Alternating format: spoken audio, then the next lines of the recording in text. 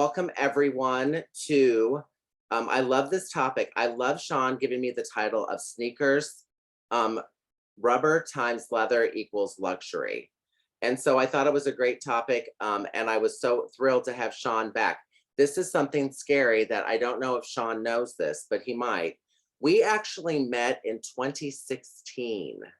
So it has been a while since we've known each other. We met at a trade show called Liberty Fairs in 2016, and it took me 2 years to hustle and get my act together. And we brought Sean in as the Rankin Scholar in residence in the Westphal College in 2018. And the reason why we did is because I felt that it was really important for the community at Drexel to be exposed to sneaker culture because they never had before. A little bit about Sean. Sean is a well-respected and trusted authority in the business and culture of sneakers.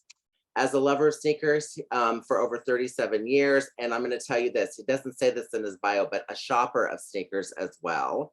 He has been featured in numerous news, media, and magazine articles. In 2018, he became the Rankin Scholar, as I said, where he curated the Soul of Philadelphia sneaker exhibition in the Westphal lobby. I would love for him to do this again. He is currently the engagement manager for the Pensole College of Business and Design and a design focused HBCU college university in Detroit, Michigan. And I will tell you this about Sean. I have never met someone who is so dedicated to two things: people and sneakers. This man is more obsessed with sneakers than I am with cargo pants. So I think it is phenomenal to have him in our presence. And I give you welcome, Sean Williams. Thank you, Joe. um, Thank you for the intro. Yes, I am more than willing to bring the soul of Philadelphia back to the Westphal College lobby. That was a lot of fun. Um, as Joe stated, great times and working with the good folks at Drexel University, Westphal College in particular. Um, I've had a lot of fun and a lot of good times teaching my program, Social Studies, SOLECIAL, Social Studies, for the last 12 years now. And in partnership with Joe, we've done some really good things with the students in Westphal, as well as some that in the future we're looking forward to making some impact with. And anytime I get a chance to come and share my passion for sneakers, especially through different lenses, as I'm going to do tonight, it gives me a lot of joy to do that. Um, I am sure that you guys are going to have questions at the end of Rubber times Leather equals Luxury. So I'm going to get through the presentation and write down your questions you may have, and I'm happy to answer them. I want to make sure we all have enough time to have our questions answered, but please prepare for a very eye-opening perspective on the history of sneakers and their history really through the lens of early luxury, if you will. So with that being said, I am going to get right into sharing my screen. And like I said, if you have any questions, by all means, hold them, write them down. I'll address them, but we're going to go through that. You too, Joe. Hold your questions.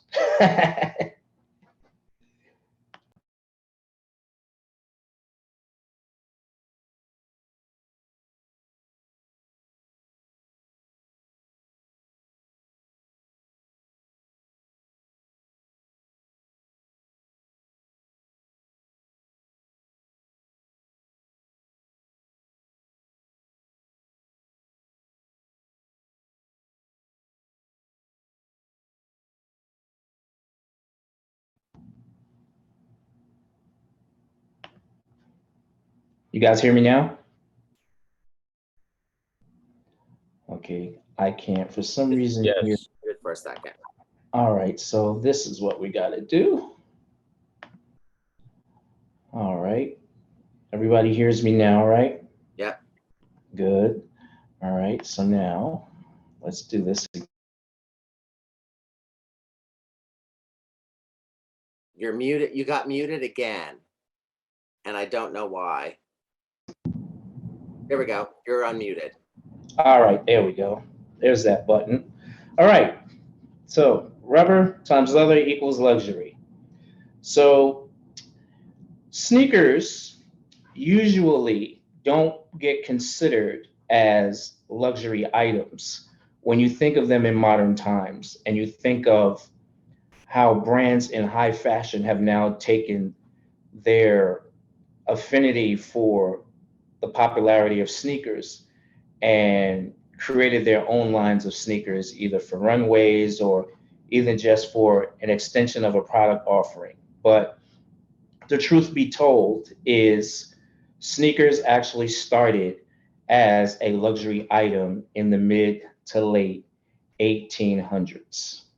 So it all starts with the vulcanization of rubber, and that changed everything in the late 1800s. So sneakers actually go back as far as the early use of rubber soles goes all the way back to 1876 when a company in the UK began making what they called at the time plimsolls for croquet, which is a tennis-like sport.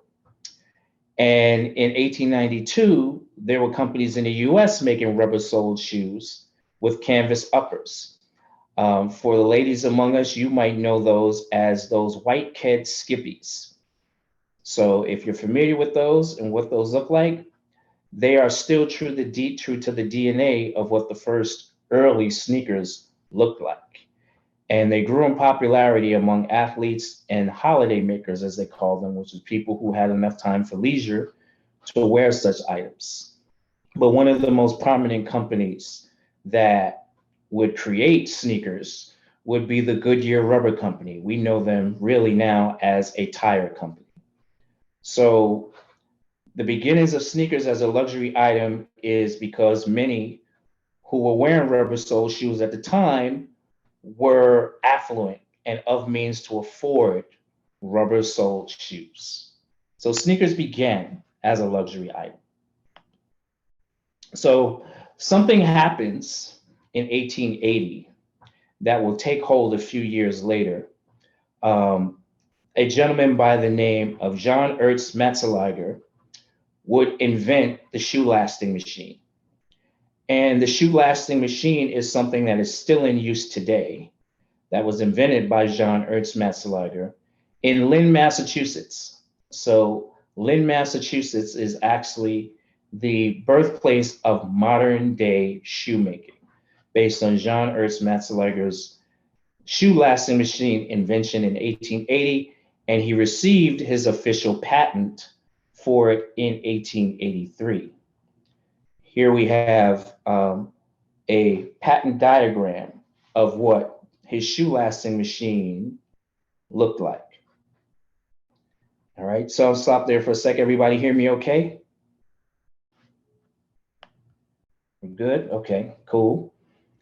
So that is what John Ernst Metzelger's shoe lasting machine looks like. He took a whole lot of years to perfect this process, and in 1883, finally given the patent, and then some years later, it became the widely accepted method for making shoes across the industry, which of course, the residual effect of that is sneakers began to be made the same way.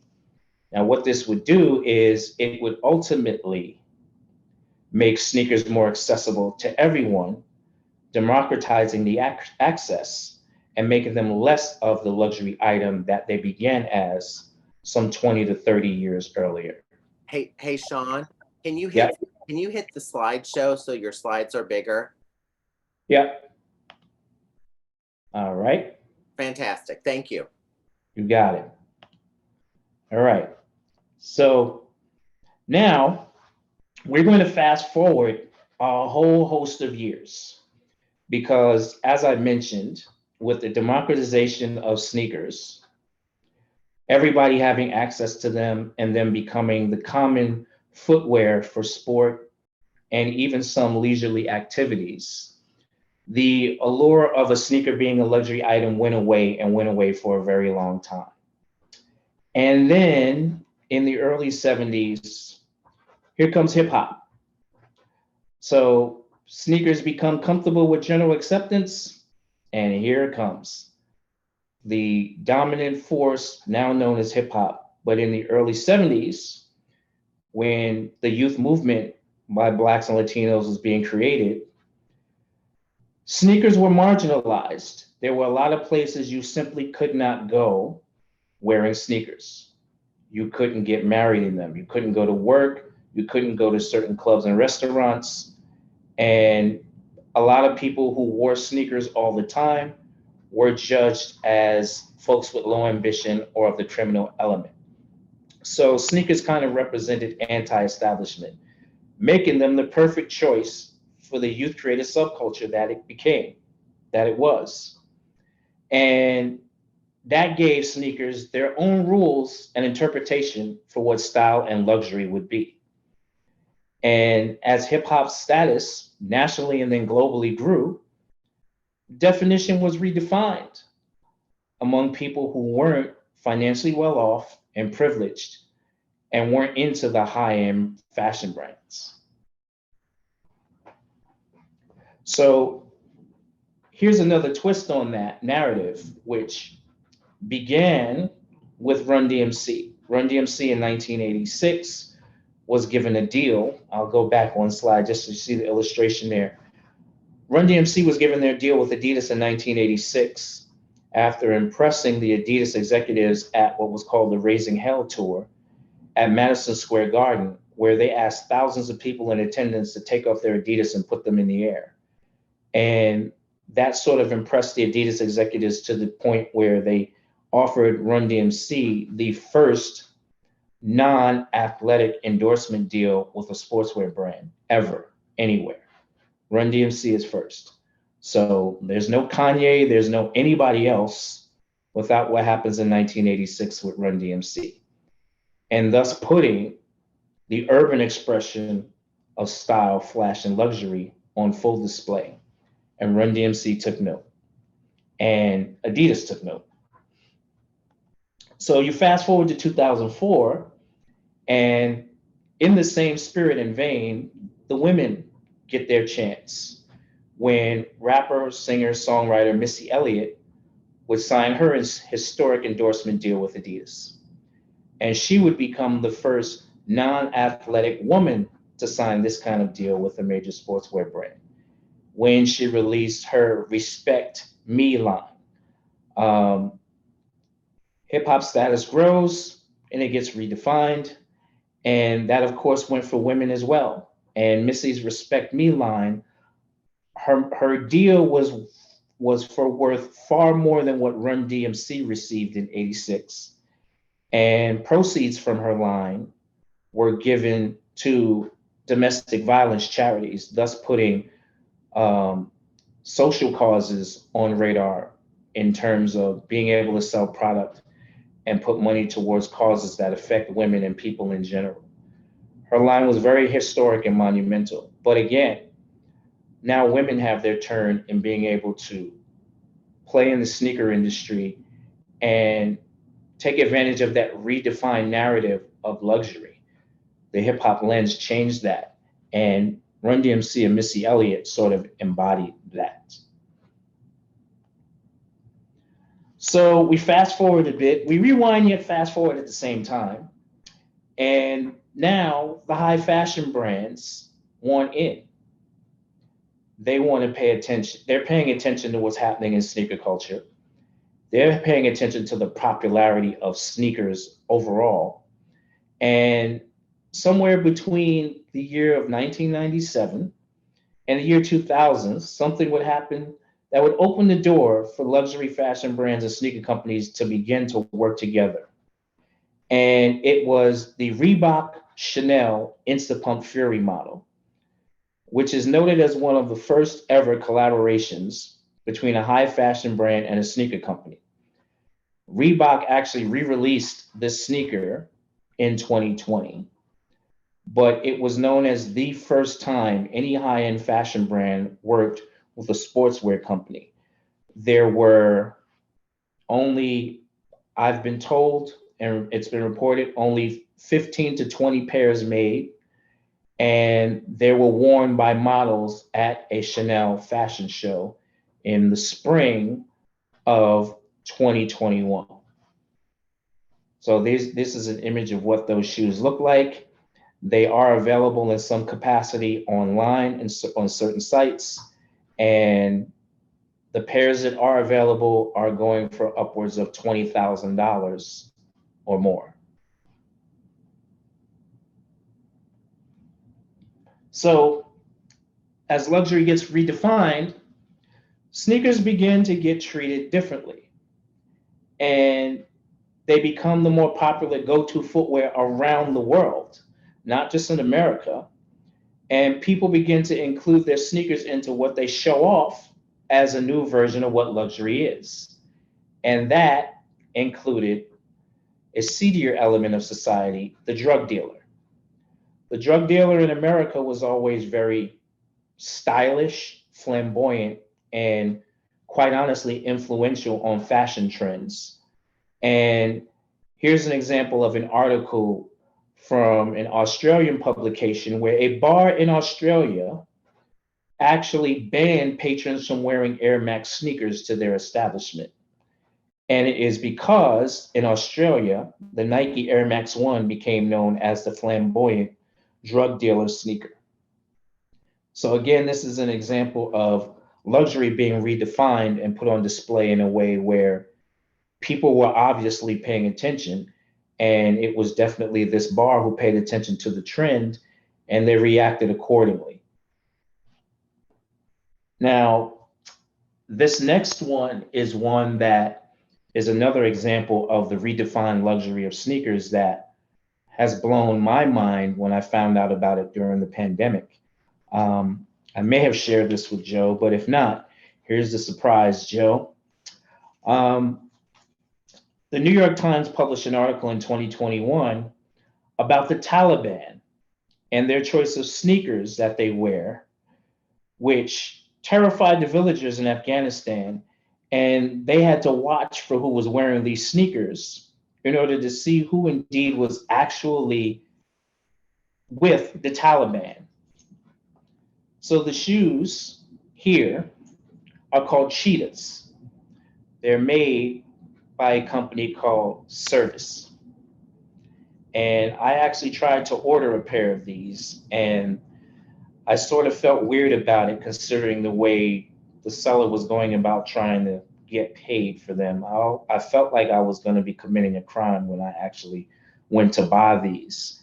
So I backed out and didn't get them. But these are the actual shoes as seen in this illustration of this New York Times article that members of the Taliban wore because they had to stay in uniform all the time. The only way they could express that they were the big chiefs in the village and in that particular town was through wearing these sneakers. So even in a war-torn country like Afghanistan/Pakistan, they chose sneakers to express what their version of luxury is. Very eye-opening. Really blew my mind. So we move into, still in 2021, into the conversation of NFTs, crypto, and the metaverse. And again, high fashion brands are paying attention. Gucci has always been one of those iconic brands that has a place in sneaker culture since 1984 because of a famous sneaker they made called the Gucci Tennis in 1984. So Gucci has always paid attention to sneaker trends. And in this particular time, now with NFTs being all the rage, well, not so much anymore, thank you, FTX, but Gucci has been paying attention to what's been happening with NFTs and digital collectibles and the metaverse. And Gucci played around with this in the year 2021 by creating their own NFT sneakers that you could get for $9 through a digital platform, through an app. And this was Gucci's way of testing the waters to see if there was any traction in the virtual space around digital collectibles and wearables. How well it did, Gucci has yet to say anything about it. We are not sure, but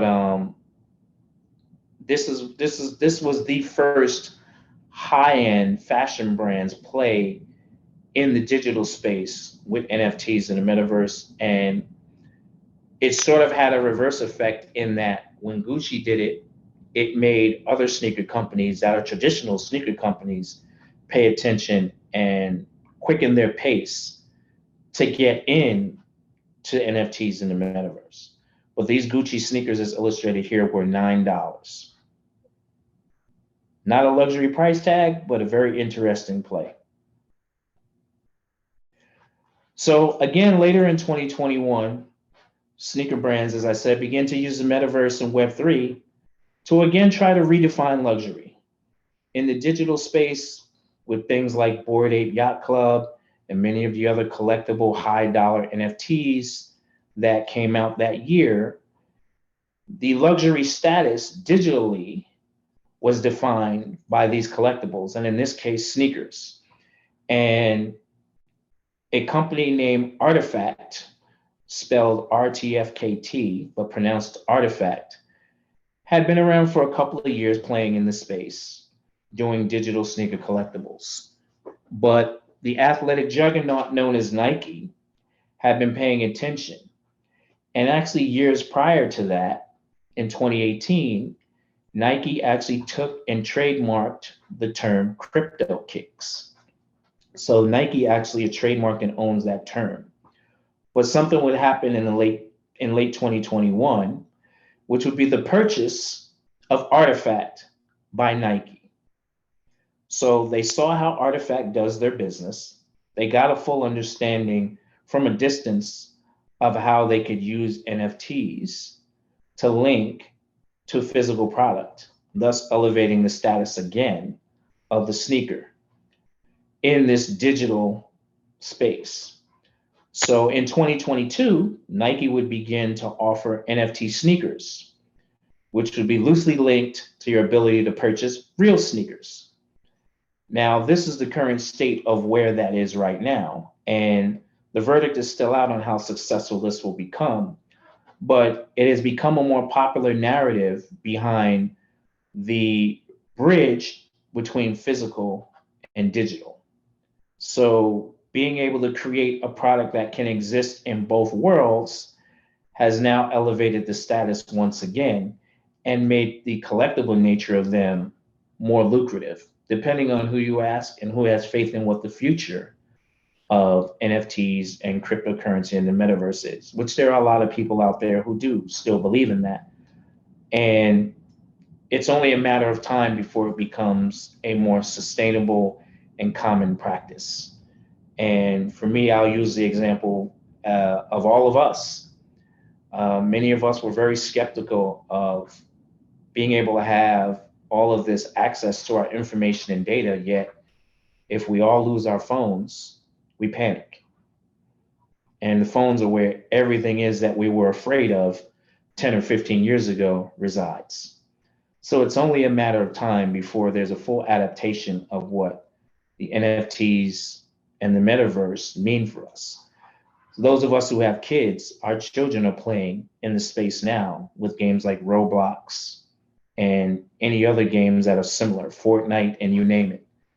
So there's been a proving ground for the scalability and usability of the technology in these spaces where collecting things gives you an elevated status. And it was only a matter of time before sneakers became one of those items that we began to see in this space. So Nike buys Artifact in 2021. Now in 2022, they start releasing product. And now in 2023, Nike actually has set up their own sub-site called .swoosh, where you'll be able to now have digital collectible sneakers. I've signed up for membership a while back. I haven't heard anything yet. I hope they're not getting cold feet, but verdict is still out on that. But that is where we are with a full journey of what happened with sneakers. So just to recap, sneakers began in the mid 1800s based on the vulcanization of rubber process as luxury items. An invention came by Jean Ernst Metzelliger that democratized access and made them more of a common item. They began to be mass produced and easily accessible for everybody. And then we fast forward to the early 1970s with the invention of hip hop and hip hop culture, which takes sneakers and puts them in a new narrative of fashion and self expression. And that narrative of self expression still exists today, which, funny enough, a lot of the high fashion brands are taking inspiration and many would say appropriation from. And then another level of luxury which exists now, which is in the metaverse with NFTs and metaverse wearables and games and apps. So in this, 170 plus years of the existence of the sneaker, this has been the travel through elevated status, common man status, and then a hodgepodge of mix of statuses in between, and then now in the digital space, another version of luxury in an intangible, if you will, yet very lucrative, potentially space. So this is the part where, based on everything I've said and presented, you guys get to ask me anything about sneakers, that is. And I'm very much looking forward to this part because it's usually based on what I've presented, an aha moment for folks in a lot of ways where if I didn't share this information, you might not have been able to ask the question, or it might not have been prompted to be asked until maybe years later. And I'm going to stop sharing now and allow anyone who wants to share their questions.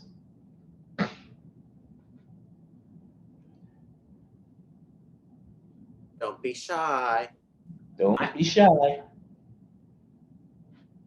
I do also. I'll start. Go ahead. Oh, go, Kim. Go. Hi, I'm sorry. That's So okay. I'm trying to figure out this NFT metaverse. Why do you want to have a collection of shoes, clothes, or whatever may have you? Like, if you can't touch or feel or store it, what's the point? And I I read it, but I guess I need to understand it more. But I don't see the value in it. And that's a common viewpoint among many people. And I'll say this, because of cryptocurrency being a currency that for years a lot of people sat on, and it ended up virtually being worth a lot of money in US dollar equivalent.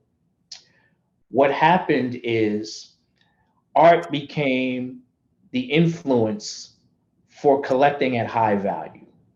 So in 2021, well, really prior to that, slightly earlier, the art world started trading and making their art available digitally and being sold in terms of the value of cryptocurrency compared to the US dollar.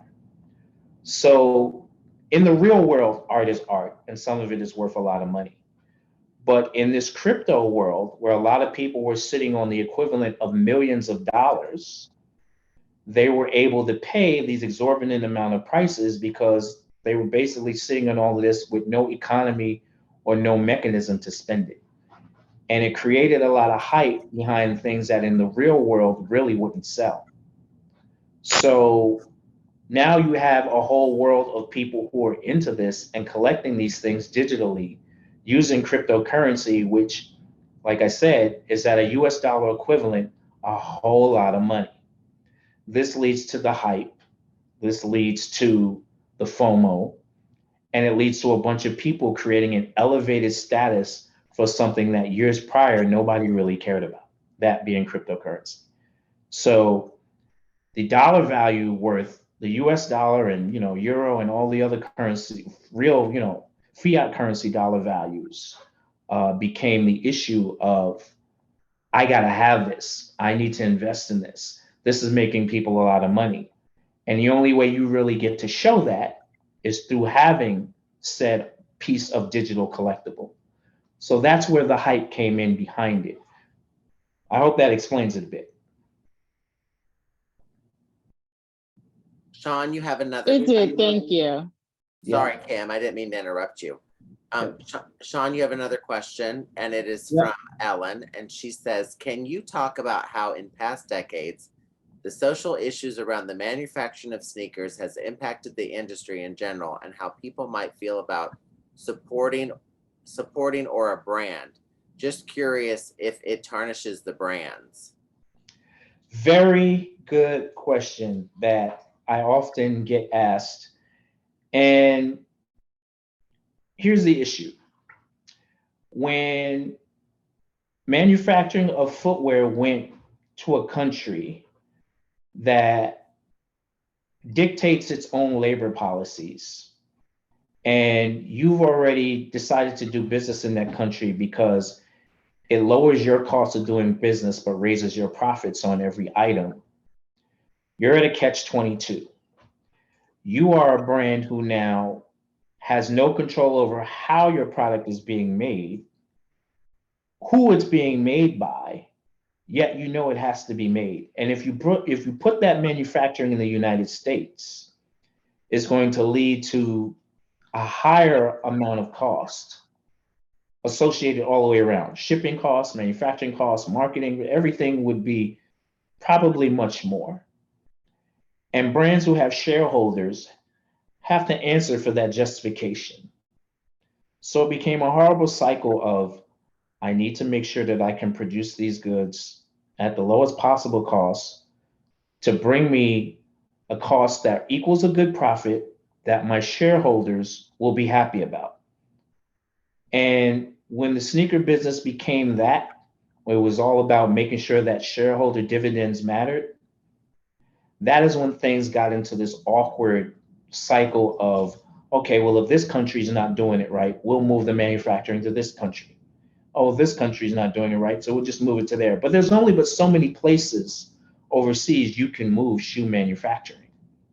So brands ended up in a space where it doesn't matter where we go, we still have no control over what the labor policies are in these places. And we still have to get our shoes made. So they can try, they can fight, they can, knock on a door, rattle a cage, do whatever they need to do to try and make sure that things are being produced as harmlessly as possible to the people who work in the factories. But at the end of the day, they still have no control over it. And this is an issue that's been going on for a long time with people fussing with Nike and other brands. And there's the awareness, there's full awareness, but how much can actually be done to change those labor practices in those countries until we just decide to actually pull all the way out, pull the manufacturing all the way out. And the US just doesn't have enough of the resources here to make a lot. The only company here that still makes sneakers that are quote unquote made in the US, and I can explain that to you later why I put quote unquote made in the US, is New Balance. And there only exist 3 other companies, factories in the US where you can actually manufacture sneakers. Only 3. And most of them are within the last 10 years. So when you get that machine rolling and you're stuck in that, how do you really get out of that? Now, are there people who have raised a fuss about this? Sure there are, absolutely. But from the consumer perspective where people really don't care, they just want a nice shoe, and for them it's something that they're really into, it's not tarnishing a brand at all. Hope that answered that question, Ellen. You have a question from Mr. B. Holmes. Go ahead. Hello. So I have a question, and it kind of combines the last 2 questions a little bit, right? I've been doing a lot of research on and hearing a lot about 3D printing.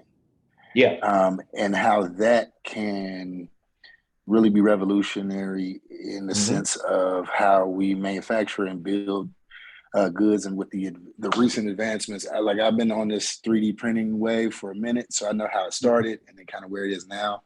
And we're just kind of getting to the point where it's actually being able to be used for footwear in a significant way.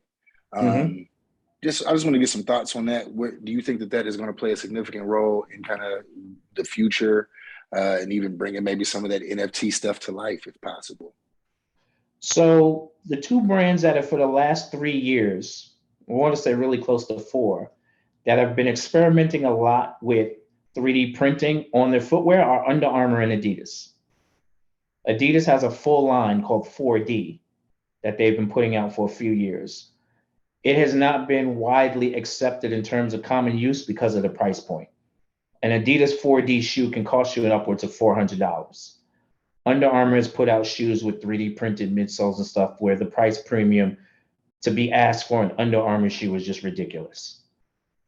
You know what I'm saying? So there are brands who are out there trying to implement the tech, but they're putting it out there in a way where it's visible. We know about it, but it's not accessible. It's not sustainable at that price point. And I think that once they find a way, they tease us with being able to put it on these shoes that like an Ultra Boost, which is already a popular shoe. Under Armour has put it on shoes, which, they're Under Armour shoes, just for lack of another way to say that, but you know what I mean, B, right? So 3D printing is there. Like the brands are trying. Nike hasn't tried anything too much with it because they pretty much know that we can't right now tinker with what people want from us, which is retros, right? And really hardcore high-end running shoes that cost $250 or more with real carbon fiber spring plates and stuff. It's the two extremes, right? So they can't play in the middle with that right now. The most Nike has played in the middle with is the auto lace shoes, which has done horribly for them because, again, the price point, $400 plus. So the minute you have to price something and you got to build a price matrix around this kind of technology that isn't friendly, it equals failure. So the solution to that is who's going to come along with less of a profit-driven mindset and introduce this? And it's definitely going to be a smaller, more independent brand. And they're going to need a lot for people to get behind it. But as long as the desire is there for someone to try it out, break the trend, break the common status quo and try it and make a moment out of it, then we'll see it become more prevalent. And it's the same thing with NFTs. Like there's a company out right now called End State.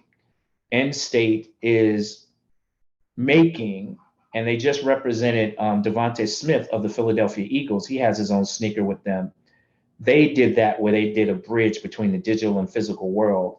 And the folks who owned the NFT and the sneaker were given exclusive experiences. They had a meet and greet at a bar with him in Philly. They had other things that he did with them as owners of the NFT and the sneaker. So there are people who are out there who are trying, but it's one or two companies at a time. So it's going to be a gradual awareness and then ultimate acceptance of NFTs and metaverse wearables. But there are people who are still at it. Yep. Thank you. You got it, B. Good to see you again, by the way. Likewise, bro. Alexander Perez has a question. Go, Alex. Hey, I did a Pensole class twice now. And what's up, Alexander? Good stuff. Good to see you again. Oh yeah, you see me? Where did you see me? I didn't see you in the. I see everybody, even when you don't see me. Oh, okay, got you. Oh, that's cool. So I have a one from my old class, I guess a classmate. He just, I guess, put out like a 3D printed, like a slipper shoe, and I don't know how much he paid for it, but I don't think maybe you not. About Joey? His name's Riley. Oh, right. Okay. Yep. Yeah, he was in my New Balance 2021. So I just wanted maybe that's like a cheap, to make like those Croc type sneakers, and then how different, what stops Crocs from just mass producing a bunch of their shoes like that because it's like a similar style and, you know, shape and form and all that? Well, that whole Crocs phenomenon of that casual slip on, it's not a sneaker. It's not. And, you know, Kanye West kind of got everybody mixed up with that when he put out the foam runners. It's a slipper. It's not a sneaker, right? So it's being classified in the sneaker realm because it was Kanye and the popularity of those foam runners. People started thinking of it through the lens of sneakers because of Kanye, but they're not sneakers, right? And Crocs are not sneakers. They just happen to be adopted during the pandemic by people who normally you wouldn't even see them being worn on the street. They just chose to wear them on the street during the pandemic because at that point nobody cared. And that's how Crocs started making a lot of money, because as with anything else that, you know, young people do, you can tell us why you made something, but you can't tell us how to use it, right? All of the most popular sneakers in history started as a sneaker for a particular sport, and they're no longer relevant in that sport, right? The Converse Chuck Taylor is the highest selling sneaker of all time. Almost 2 billion pairs sold since they were made in 1917. Will Chamberlain scored 100 points in that sneaker. Will you ever see anybody in that sneaker now? Absolutely not. You know the last time people predominantly wore Converse Chuck Taylors on the basketball court? 1970. So we make the trends. We determine what gets popular and why when there's that adaptation outside of the original use case, right? So I say all that to get back to your point of, you know, those shoes that Riley and them are making, they're making those off of the inspiration of the popularity of Crocs and the Yeezy Foam Runner. It was called the Foam Runner. It's not a runner. It was just called that. It's a slide. Right? Yeah, it's a blown EVA foam flip flop. I want to see somebody play around and make a real sneaker with that technology. That's what I want to see. Sean, can I play off of Alex's question though? Because I think Alex brought Alex, that's a great question. Yep. With what I think is funny is New Balance is now copying that slide. And everybody has. Saucony has a version. They just came out with it. Like literally, it's like it's for summer. But with the bad reputation of Kanye West and then that slide that's we all associate with him, how dangerous is it to create something that's a copy of something else for people to say, wait a minute, that's that bad man slide. I don't want that one. Do you think that brand image is there for other brands? I don't think there'll be an affiliation with him directly, because the trend just was too strong because of Crocs. Okay. Right? Crocs runs that game. Yeah. Like when you go into a mall now, you see kiosks where they sell charm accessories for Crocs. Oh, it's back again. Like it did a full circle because it faded, and then with COVID, it all came back. 4 years ago, that never existed. Croc stores existed. They were not popular unless you were in the hospitality industry, restaurant, or the medical profession. Or gardening. Or gardening. But then look what happened, right? So sneaker companies pay attention to the trends. Like I said, Saucony has a foam slip-on shoe. Like they actually sent it to me. Will I wear it? No, absolutely not. But they sent it to me. And they sent it to me thinking that I would be one of those people who's currently on that trend of wanting to wear those kind of shoes because of how popular they are. And I actually literally told them, I was like, no, I mean no harm, but, you know, and who am I to turn down free shoes? But I don't like these and I'm going to donate them. Just wanted to let you know.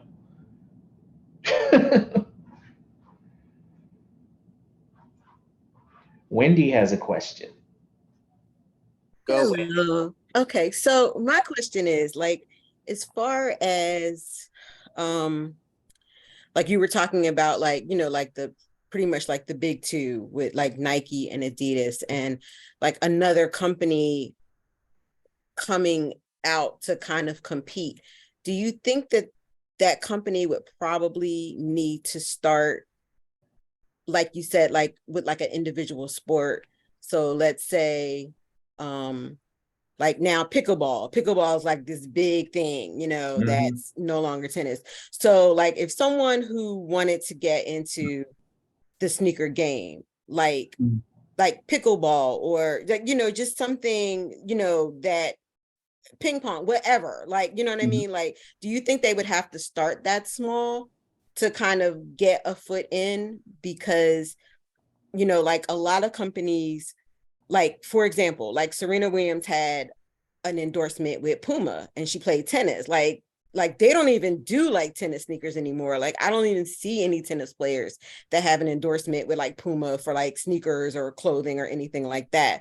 Same thing with like Reebok. Venus had Reebok, and now there's barely anyone, if there is anybody who still plays tennis, that does, that has an endorsement with Reebok. So do you think like a small company would need to kind of find like that certain niche, I guess, in the sport?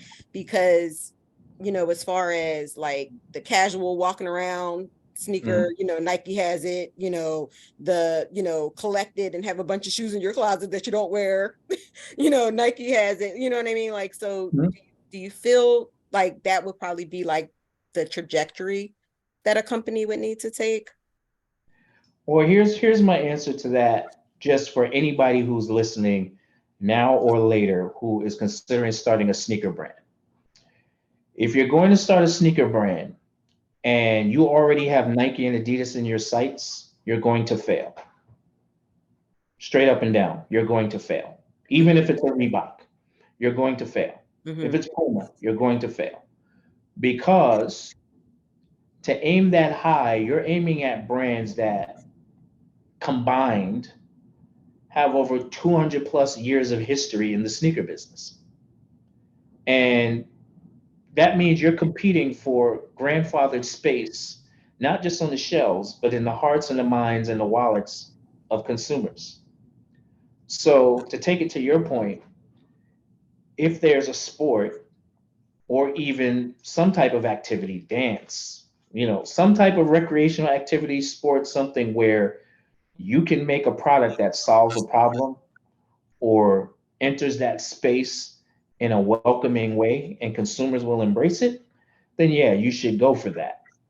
But if you're making and designing footwear with the purpose as an independent of trying to tackle those brands, not only will you be wasting a lot of your own creative effort and energy, you will be asking down the road to be out of a lot of money and you'll fail.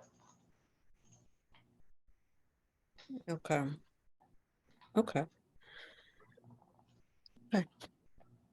Any Thank you, more Wendy. any more questions? Before we go, Sean, am I allowed to ask you what's next for you? What are you working on now? What's going on with you? Are you allowed to tell us, or is it a secret? Not 100% secret, but there will be a special facility built exclusively in New York City, in Brooklyn in particular, for the business and culture of sneakers. So that is happening very soon. There will also be a few more exhibits as part of the Hip Hop 50th anniversary celebration that I'll be a part of. I'm in the early stages of curating some really cool things in that way. And there will actually be a re-release of a sneaker documentary that I was one of the producers for. It's the 10th anniversary that I will be re-releasing the film as well. So there's a lot of fun. Where in Brooklyn? I'm from Brooklyn. Kim's Dumbo. You heard it, right? Yeah. Where in Brooklyn? Dumbo. Dumbo. Yep. Where is that located? You can't say you're from Brooklyn and you don't know Dumbo. She is. Trust me, I'm all Brooklyn. Right under the Manhattan Bridge. Oh, okay. Okay. I know exactly where you're talking about. Okay. I got it. Something's All right. brewing. Joe will be Yeah. able to share the word with you as soon as possible when he gets the Okay. green light. Yeah, and Okay. anyone's free to contact me over the next couple months. Also, I wanted to let everyone know We will be having Sean back at Drexel Yep. next fall for a conference that we're doing. And I'll give you guys, I can even give you guys the dates. It's October 27th and 28th. He will Yep. be talking. So if any of you are interested in actually meeting Sean face to face, he will Yep. be at Drexel during that time. We Yep. don't have the details, but I am free to, I'll probably be sharing those and blasting those on social media and giving those to Sean. And you can give anyone here present today my contact information. Happy to talk to any of you. Ellen, I was on the curation team for the Rise of Sneaker Culture exhibition that ultimately traveled to Oakland. It started in Toronto at the BOTA in 2013, and then went to Brooklyn in 2015, and then traveled the rest of the country and ended in Australia, I think by end of 2016. So yeah, thank you for going to see that. I learned a lot from doing that exhibition. It taught me how to really start curating and really taking control of my own narrative with creating sneaker exhibitions. So a lot of that will be evident in my future work as well. So everyone who's here, thank you for being in attendance. Joe, thank you as always. Sure. And if there are any more questions for anyone, I am happy to answer your questions. Just reach out to me in the best way you feel comfortable. Joe will give you all my contact information. I'm very easy to reach, approachable. I won't bite your head off. Just don't wear Skechers. And and Ellen doesn't want you to wear Crocs either. And before you go, Alex has a question. Go, Alex. Oh, thank you. Yeah, I'm not in the class, but I was gonna say how I can reach out to you and maybe get some advice, or like if you could review some of my work or something like that, in the future. Yep, I just put in the chat my Instagram handle, and if you're on LinkedIn, you need to look for me here. I gave them your LinkedIn. I gave everyone your LinkedIn, but not everyone may have it still because they came in later. Yep. Cool. So those are the two. I respond to those two the quickest. Happy to work with any of you and answer your questions and give a little bit of career advice, especially if you're entering my beloved sneaker industry. But I am in the near future, as Joe stated, planning on doing a lot more, again, with the good folks at Drexel/Westphal. And yes, Joe, I'm very much interested in bringing back the Soul of Philadelphia. That was fun. And you will make, and Joe, just for the record, just so that you know, since we did the exhibition in 2019, the New Balance 990 has had an explosion in renewed popularity. I know, it's crazy. It's crazy. It's crazy. So you're on trend again. I tried. They stuck a funky sole on it and called it the 9060 too, which I thought was funny. Yeah, well, we ain't talking about that one. It has been a pleasure, Sean. And again, I put my email in there for everyone else. If you guys stay tuned, because we will have him back, and he's giving you all his contact information. Sean, it has been a pleasure. And always. Yeah, it's good to see you. Thank you, everybody. Thank you, Joe. And I'll be talking to you guys all soon. Wonderful. Take care. Thank you. Bye-bye. You're welcome. Thank you.